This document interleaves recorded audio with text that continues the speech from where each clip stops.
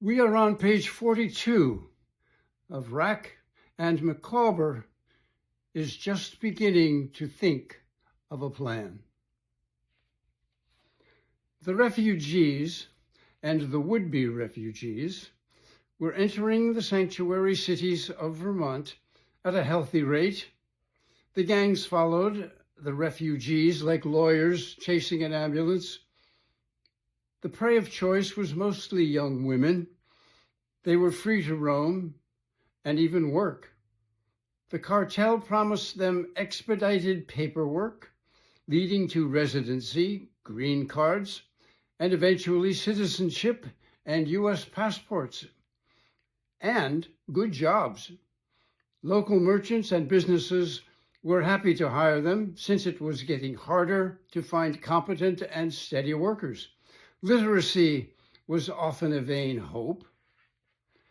This mutually beneficial arrangement kept everyone happy except for the gangs that needed their prey to be more vulnerable. But who said human trafficking was easy? Nevertheless, there was no need to feel sorry for them. They did well selling drugs, shoplifting, carjacking, and ripping off the elderly in the park. Language skills were not a prerequisite. The gangs needed a fair amount of prey, as do all predators. There was not enough prey in Vermont to make a go of it, so the problem was hardly an epidemic. Opiates were the epidemic, if you believed the popular narrative. That was of no concern to Mr. Micawber, unless it could be used as bait for the sting. Micawber wanted the homestead to be the bait and the trap. That would be a coup.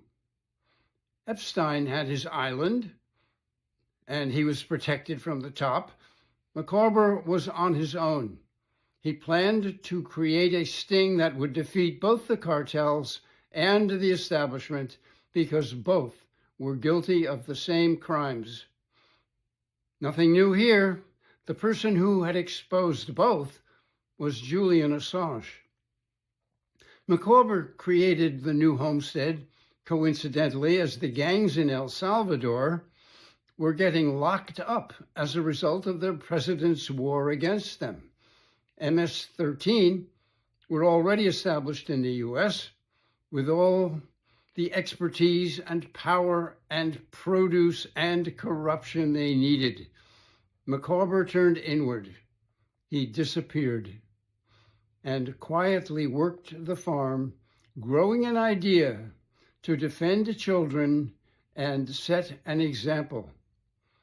He had heard from June Manet about a guy who knew how to grow soil, cleanse a watershed, salvage marginal land, and get his hands dirty. The puzzle was coming together.